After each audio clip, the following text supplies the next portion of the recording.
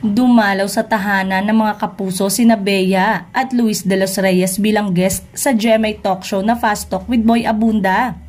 Sa episode ng programa ni Tito Boy nitong Martes, ibinahagi ni Bea at Luis na dating kasama sa programang Twin Hearts ang kanilang mga pinagkakaabalahan matapos umalis sa GMA.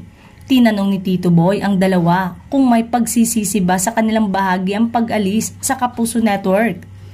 Tito, regret no, sabi ni Bea. Nagpapasalamat si Bea sa 18 years na pagiging bahagi ng GMA dahil marami siyang natutunan. Siguro po syempre tayo, we always want to explore and widen our reach, the opportunities, ganyan, paliwanag niya. Ayon kay Bea, ang Viva ang namamahala ngayon sa kanyang karir at may mga freelance work siyang ginagawa. Bago mag-pandemic, nang huli raw siyang nagpunta sa GMA building. I'm still very grateful. It's really nice to see everyone here kasi naging tita, ate, kuya, ako po sa kanila. Ibinahagi rin ni Bea ang naramdaman niya nang umalis siya sa tinatawag niyang comfort zone. Kasi when I transfer, sometimes it's nice to have that sense of familiarity, di ba? Saad ng aktres. And sometimes, you just miss being here. You just miss the company here because my friends are here again. This was like my comfort zone. This was like my home.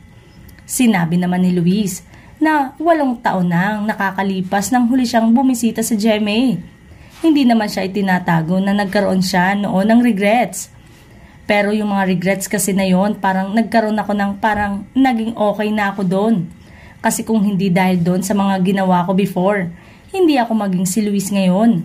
Lahat ng pagkakamali ko noon, lahat ng wins ko nung time na yon, eto ako, pahayag pa niya. Nagpasalamat din si Luis sa mga oportunidad na ipinagkaloob sa kanya ng GMA. Iba yung tibok ng puso kapag sinasabing GMA at kapag nakilala ko na from GMA, iba yung saya.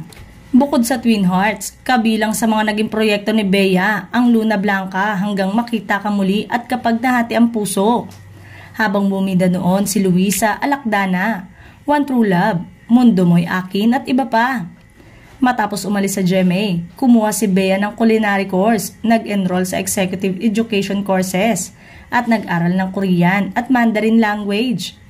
Nag-aral din si Luis at head pastry chef ngayon ng isang cafe, bukod pa sa kanyang showbiz career.